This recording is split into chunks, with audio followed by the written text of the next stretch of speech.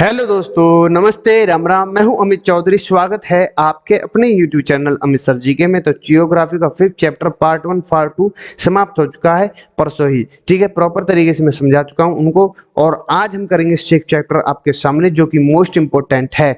एक खबर और बतानी थी कि आपके लिए खुशखबरी ये है कि यूपी के अंदर टीजीटी पीजीटी के फॉर्म निकल चुके हैं। उनको सरकार रिजल्ट पर जा करके फॉर्म फिल कर सकते हो या इन्फॉर्मेशन को और देख सकते हो आपको क्या क्या जरूरत है डॉक्यूमेंट्स की।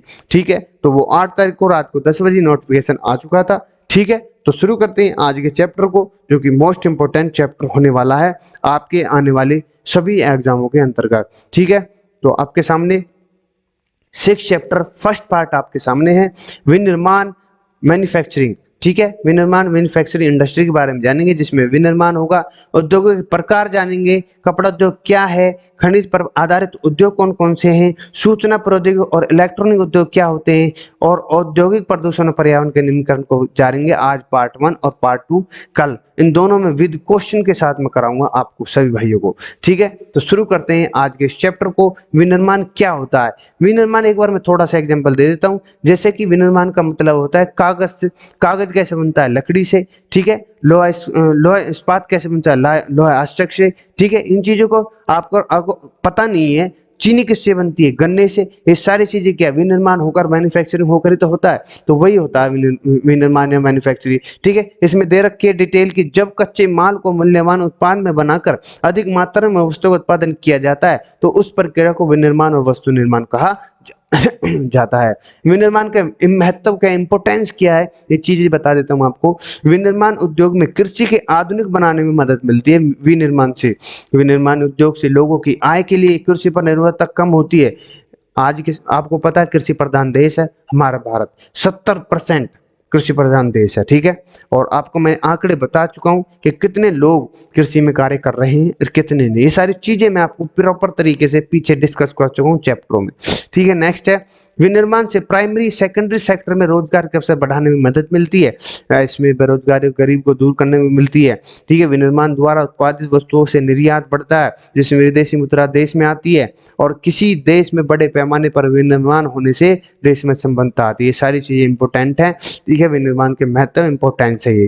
राष्ट्रीय अर्थव्यवस्था में विनिर्माण उद्योग का योगदान क्या है, कंट्रीब्यूशन क्या है, वो जान लेते हैं। जीडीपी जो सकल घरेलू उत्पाद होता है में उद्योग का कुल से 27% है। इसमें 10% खनन है, बिजली और गैस में आता है। ये सारी चीजें इंपॉर्टेंट है। 17% जो कि शेष है वो विनिर्माण में आता है। ठीक है, 10% आपको खनन और बिजली में और गैस में, और शेष आपका 17% विनिर्माण में आता है। लेकिन सकल घरेलू उत्पाद विनिर्माण का यह शेयर पिछले 2 दशकों में स्थिर रहा है, एक सा रहा है। ठीक है, काफी हद तक पिछले दशक में विनिर्माण की वृद्धि 7% रही, और 2003 में यह वृद्धि 9 से 10% रही। अगले दशक के लिए कम से कम 12% की करने की आयोजना या माना जा रहा है। भारत में जो नेशनल मैन्युफैक्चरिंग काउंसिल का गठन है, जो एनएमसीसी का गठन किया गया है, क्यों किया गया है? क्योंकि इसकी नीतियां सही से बनाई सके। लिखा हुआ है सही, ताकि सही नीतियां बनाई जा सके, उद्योग सही ढंग से कार्य कर सके। ठीक है, सारी चीजें इंपॉर्टेंट है। अब उद्योग अवस्थित कैसे होते हैं? इंडस्ट्री लोकेशन में क्या क्या कच्चे माल की उपलब्धता होती है, श्रम की, पूंजी की, ऊर्जा की, बाजार की, ये सारी चीजें मोस्ट इंपॉर्टेंट है। जब भी चलता है एक उद्योग या एक फैक्ट्री, कुछ भी इंडस्ट्री।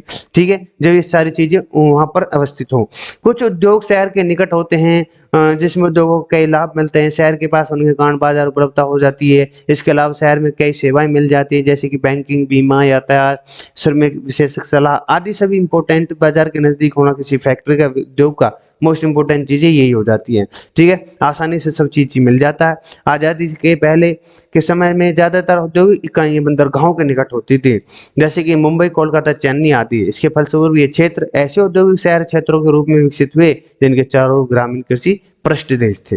ठीक है, औद्योगिक प्रकार कौन कौन से? कच्चे माल पर आधारित वर्गीकरण, जैसे कि कृषि आधारित उद्योग, खनन आधारित उद्योग। कृषि में कपास, ऊन, जूट, सिल्क, रबर, चीनी, चाय, कॉफी आदि कृषि के अंतर्गत है। खनिज जैसे कि इस्पात, लोहा इस्पात है, जैसे सीमेंट है, एल्यूमिनियम है, आपका पेट्रोकेमिकल से। ये सारी चीजें क्या है? खनिज पर है। और भूमि का जो होते हैं, भूमिका के आधार पर वर्गीकरण कैसे होता है कि आधारभूत उद्योग है, उपभोक्ता उद्योग है। जो उद्योग अन्य उद्योग को कच्चे माल और अन्य सामान की आपूर्ति करते हैं, उन्हें आधारभूत उद्योग कहा जाता है। जैसे कि उदाहरण लौह इस्पात है, तांबा प्रगलन है, आपका एल्यूमिनियम पलगरन है, ये सभी क्या है? आधारभूत उद्योग है। उपभोक्ता उद्योग जो होते हैं, जो जो उद्योग सीधा ग्राहक के सामान सामने सप्लाई की जाती है, उन्हें उपभोक्ता उद्योग कहा जाता है। चीनी, कागज, इलेक्ट्रॉनिक, साबुन, ये सभी क्या है? आपके उपभोक्ता उद्योग है। कोई दिक्कत तो नहीं है यहाँ पर? ये जो चीजें दे रखी है मैं आपको और इजी बना देती हैं, आप देख लेना इनको, पीडीएफ में मैं शेयर कर दूंगा तब, ठीक है। नेक्स्ट है आपका पूंजी निवेश के आधार पर। पूंजी निवेश में लघु उद्योग, बृहत उद्योग। लघु उद्योग जैसे कि जिस उद्योग में 1 करोड़ रुपए तक की पूंजी हो, और बृहत उद्योग जिसमें 1 करोड़ से ज्यादा की पूंजी हो, ठीक है। नेक्स्ट है स्वामित्व के आधार पर। सार्वजनिक या पब्लिक सेक्टर जैसे कि जो उद्योग सरकारी एजेंसियों द्वारा प्रबंधित होते हैं, उन्हें पब्लिक सेक्टर कहा जाता है। जैसे कि SAI सेल, ये सुने होंगे आपने, BHEL, ONGC, इनकी फुल फॉर्म भी पूछ लेता है, ठीक है। नेक्स्ट है प्राइवेट सेक्टर, जो उद्योग किसी व्यक्ति या व्यक्तियों के समूह द्वारा संचालित होते हैं, उन्हें प्राइवेट सेक्टर कहते हैं। जैसे कि टिस्को आपने सुना है, रिलायंस आपकी सुनी, महिंद्रा आपने सुना है, ठीक है। सभी क्या है? प्राइवेट सेक्टर है। ज्वाइंट सेक्टर जो उद्योग सरकार और व्यक्ति द्वारा साझा रूप से बनते हैं, वो आपके प्राइवेट ज्वाइंट सेक्टर होते हैं। कोऑपरेटिव जिन उद्योगों का प्रबंधन कच्चे माल के निर्माता, सप्लायर, कामगार दोनों ही द्वारा किया जाता है, कोऑपरेटिव सेक्टर कहलाता है। ये आपके सामने है। कच्चे और तैयार माल की मात्रा में भार के आधार पर, जैसे भारी उद्योग लौह इस्पात उद्योग है, हल्के उद्योग इलेक्ट्रॉनिक्स है, सारी चीजें इंपॉर्टेंट है। कपड़ा उद्योग इंपॉर्टेंट है, ठीक है, काफी इंपॉर्टेंट है। इसका आयात निर्यात सभी चीज जानेंगे हम इस चैप्टर के अंदर। भारत की अर्थव्यवस्था में कपड़ा उद्योग अत्यंत महत्वपूर्ण है। देश के कुल औद्योगिक उत्पाद का 14% कपड़ा उद्योग से आता है। रोजगार के अवसर प्रदान करने के मामले में कृषि के बाद कपड़ा उद्योग स्थान दूसरे स्थान पर है। ये मोस्ट इंपोर्टेंट है। कृषि के बाद किसी का स्थान आएगा, कृषि उद्योग के बाद कपड़ा उद्योग का आएगा, जो कि मोस्ट इंपोर्टेंट है। इस उद्योग में 3.5 करोड़ मतलब 3.5 करोड़ लोगों को सीधे रूप से रोजगार मिलता है। GDP में कपड़ा उद्योग का शेयर 4% है, 4%। भारत की इकलौता उद्योग है जो वैल्यू चेन में आत्मनिर्भर और संपूर्ण है। सूती कपड़ा, कॉटन फैब्रिक जो होते हैं, पारंपरिक तौर पर सूती कपड़ा बनाने के लिए तकलीफ और हथकरघा, ये सारी चीजें इंपॉर्टेंट है आपके सामने। अगर आपको कहीं भी कोई दिक्कत आ रही हो तो मुझे बता देना एक बार। 1 मिनट रुके। हाँ, 18वीं सदी के बाद पावरलूमों का इस्तेमाल होने लगा, और किसी जमाने में भारत का कपड़ा उद्योग गुणवत्ता के लिए पूरी दुनिया में मशहूर था। लेकिन जब अंग्रेज आ गए तो ये सारी चीजें खत्म कर दी उन्होंने, ठीक है। लेकिन अंग्रेज राज के समय इंग्लैंड मिलों में बने कपड़ों का आयात करने के कारण भारत कपड़ा उद्योग तबाह हो गया, ठीक है। वो यहाँ से ले जाते थे और अपनी मशीनों द्वारा लग करके भारत में बेच दे, अपने भारत को कपड़ा, भारत के माल, भारत के, बस क्या है, एक चीज अपने मशीनों द्वारा उस कपड़े को इस तरीके से बनावट बनाई दी, मतलब उसका डिजाइन इस तरह से तैयार करते उसको मोह लेता था हमारे भारत का, चाहे भारत, यूरोप देश में सभी चीजें उनकी मशीनों में ऐसी डिजाइन दिया जाता था, ठीक है। यहाँ भारत में क्या अपने हथकरघे थे, सिंपल सी बात है। वर्तमान में भारत में 1600 सूती, सिंथेटिक और कपड़े मिले हैं। उनमें लगभग 80% प्राइवेट सेक्टर में हैं, बाकी के मिले पब्लिक सेक्टर, कोऑपरेटिव सेक्टर में बटे पड़े हैं। जिनके अलावा हजारों ऐसे छोटे छोटे फैक्ट्री हैं जिनके पास 4 से 10 करघे हैं, ठीक है। सूती कपड़ा उद्योग अवस्थित जैसे कि शुरुआत में लगभग महाराष्ट्र में, गुजरात के कॉटन बेल्ट की सीमित हुआ करता था। सूती कपड़ा उद्योग के लिए यह बेल्ट आदर्श था, क्योंकि यहाँ कच्चे माल, बंदरगाह, यातायात सब चीज मिल जावे, ठीक है। नेक्स्ट है, यह उद्योग से कपास उगाने वालों, कपास चुनने वालों, धुनाई करने वालों, सूती की कताई करने वालों, रंग रेंजो, डिजाइनर, पैकिंग करने वालों, दर्जियों को रोजगार प्रदान करता है। और कपड़ा उद्योग कई अन्य उद्योगों को भी पालता है, जैसे कि केमिकल है, केमिकल डाई करने वाले जो मिले हैं, मिल स्टोर जो हैं, पैकिंग करने वाले रहे, ये सभी इंजीनियर वर्कर हैं, ये सभी क्या कपड़े उद्योग के अंतर्गत आते हैं, ठीक है। काफी हद तक कपड़ा उद्योग भी एक रोजगार का काम है, रोजगार प्रदान करता है। आज भी कताई का काम मुख्य रूप से महाराष्ट्र में, गुजरात में, तमिलनाडु में केंद्रित है, और लेकिन बुनाई का काम जो काफी हिस्सों में फैला पड़ा है, जो बुनाई होती है, ठीक है। भारत में कपड़े के उत्पादन जैसे एक सेक्टर मिल है 6%, 1.33 लाख, ये पढ़ लेना। पावरलूम 54% है, पूछ सकता है आपसे, ठीक है, लेकिन हैंडलूम में है नहीं, ठीक है। नेक्स्ट है आपके सामने, भारत जापान को सूती धागे निर्यात करता है। सूती उत्पाद अमेरिका, ब्रिटेन, रूस, France, Europe, Nepal, Singapore, Sri Lanka, Africa देशों में निर्यात किए जाते हैं। ये इंपोर्टेंट है, और ये वस्त्र उद्योग है भारत के अंदर कहाँ कहाँ पर मिलते हैं, ठीक है। इन पीडीएफ में बता दूंगा आपको, जो कि मोस्ट इंपोर्टेंट है। चीन के बाद भारत के पास तकुओं जो की दूसरी सबसे बड़ी क्षमता है। वर्तमान में भारत में 3.4 करोड़ के आसपास सिपंडल्स की क्षमता है, और सूती धागे के विश्व व्यापार में भारत की हिस्सेदारी 1/4 यानी 25% है, ठीक है। 25%, लेकिन सूती पोशाकों के व्यवसायों में भारत का शेयर केवल 4% ही है। ठीक है, हमारे शिपिंग मिल इतने सक्षम है कि ग्लोबल लेवल के कम्पीट कर सकते हैं और जो भी रेशे हम उत्पादित करते हैं उन सब की खपत कर सकते हैं, लेकिन हमारी बुनाई कताई प्रक्रम यूनिट से उनको सक्षम नहीं है कि देश में बनने और वाली क्वालिटी उच्च क्वालिटी के रेशों को इस्तेमाल कर सके। ठीक है, सूती कपड़ा उद्योग की समस्या कौन कौन सी है? इस उद्योग में मुख्य समस्या है बिजली की अनियमित सप्लाई, पुरानी मशीनें होती हैं। ठीक है, इसके अलावा अन्य समस्या जैसे श्रीलंका की कम उत्पादकता, सिंथेटिक रेशों पर कड़ी प्रतिस्पर्धा। ठीक है, ये सारी चीजें इनके लिए चुनौती है सूती कपड़े की। ठीक है, नेक्स्ट है आपके सामने जूट उद्योग। जूट उद्योग इंपोर्टेंट है भाई। ठीक है, ये निशान लगाने ना आप जूट उद्योग के बारे में। हाँ, एक मिनट रुके। कच्चे जूट और जूट से बने सामानों के मामले में भारत विश्व का सबसे बड़ा उत्पादक है। विश्व का बांग्लादेश के बाद भारत जूट का दूसरा नंबर तक निर्यातक है। भारत की 70 जूट मिलों में ज्यादातर पश्चिम बंगाल में जो हुगली नदी पर आते हैं, मुख्यतः हुगली नदी के किनारे स्थित है। जूट उद्योग एक पतली बेल्ट में स्थित है जो 98 किलोमीटर लंबी और 3 किलोमीटर चौड़ी है। हुगली घाटी के गुण, हुगली घाटी के मुख्य गुण है जूट उत्पादक क्षेत्रों से निकटता, सस्ता जल यातायात, रेल और सड़क पर अच्छा जाल, जूट के परिष्करण के लिए प्रचुर मात्रा में जल और पश्चिम बंगाल, बिहार, उड़ीसा, उत्तर प्रदेश से मिलने वाले सस्ते मजदूर। ये सारी चीजें इंपॉर्टेंट हो जाती है। और देख लो कितनों को रोजगार मिल रहा है जूट के कारण ही। जूट उद्योग सीधे रूप से 2.61 लाख 2 करोड़ 61 लाख कामगारों को रोजगार प्रदान करता है। आपको बताया था मैंने, कपड़ा उद्योग इसमें कितने थे? 3.5 करोड़ और इसमें 2.61। साथ में यह उद्योग 40 लाख छोटे और सीमांत किसानों को भरण पोषण करता है। बताओ, ये किसान जूट और मैस्टिक का खेती करते हैं जो कि मोस्ट इंपोर्टेंट जानने के लिए आपके लिए। ठीक है, जूट उद्योग की चुनौतियां कौन कौन सी होती है भाई? चुनौतियां सब चीज में है। ठीक है, किसी भी व्यापार में, किसी भी उद्योग में लगा लो, आपकी चुनौतियां तो हैं, चैलेंजेस हैं। Challenges of jute industry, jute उद्योग को सिंथेटिक फाइबर में कड़ी सफलता मिल रही है।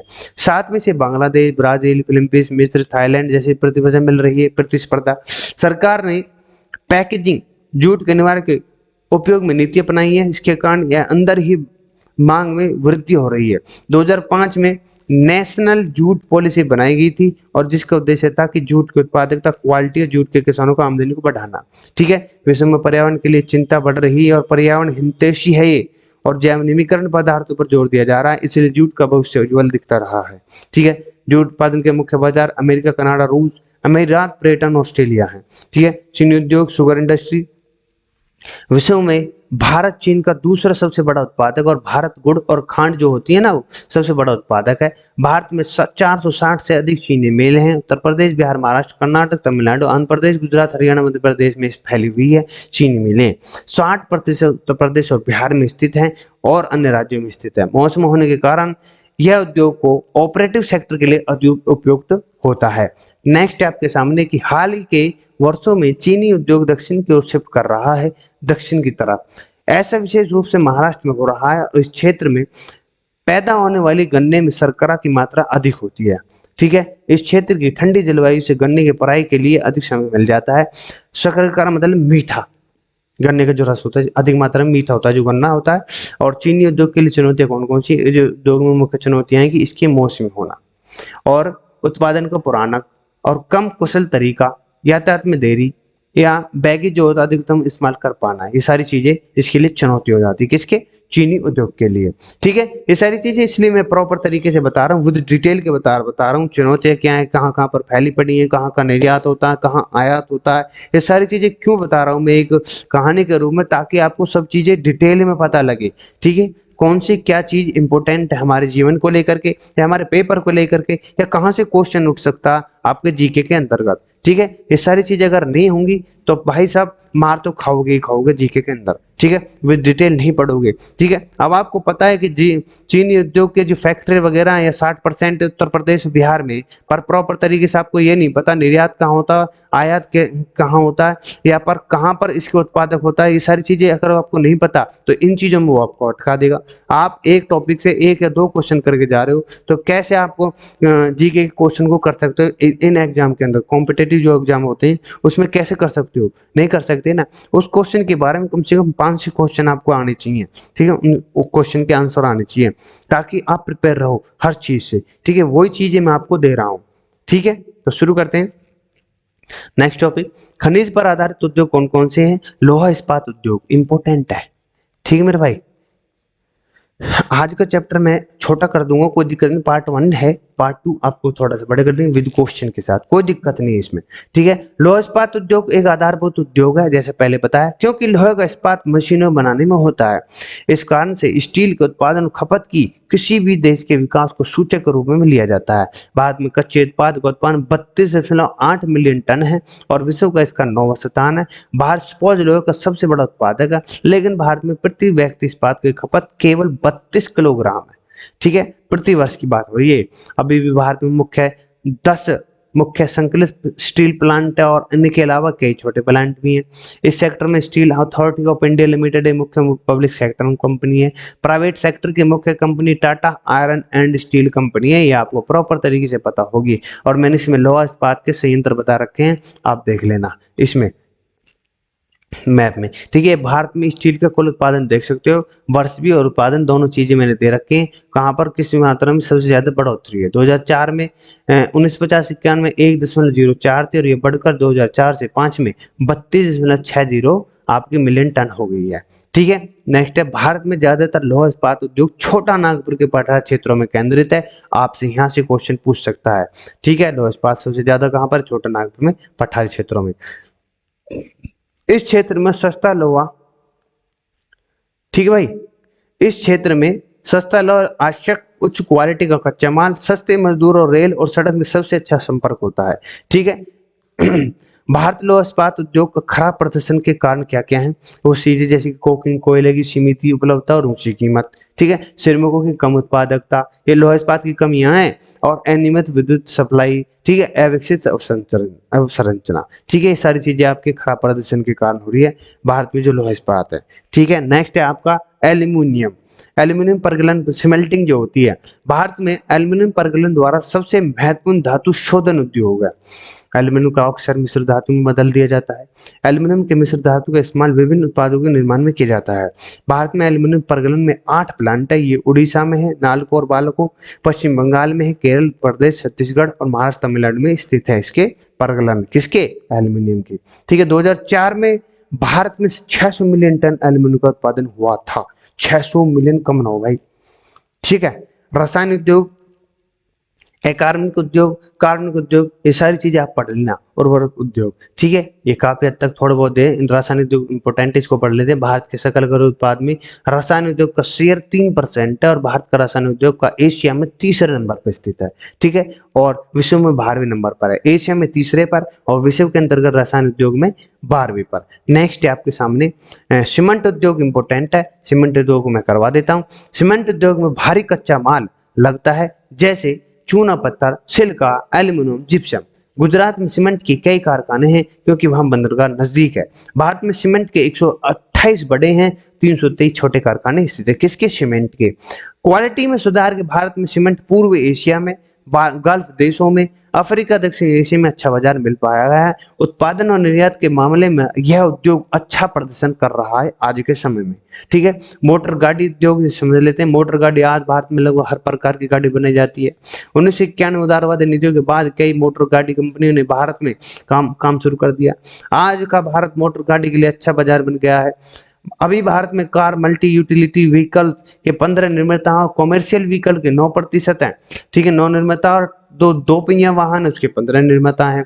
मोटर गाड़ी उद्योग के मुख्य केंद्र दिल्ली, गुड़गांव, मुंबई, पुणे, चेन्नई, कोलकाता, लखनऊ, इंदौर, हैदराबाद, जमशेदपुर, बंगलौर, सानंद और पंतनगर, ये सभी चीजें आपके सामने मैंने रख दी हैं। मोटर गाड़ी उद्योग और फैक्ट्री खुली पड़ी है, शोरूम जो वगैरह होते हैं, ठीक है। तो आज का जो ये चैप्टर मेरे यहीं पर समाप्त होता है, बाकी का कल करेंगे हम, ठीक है भाई।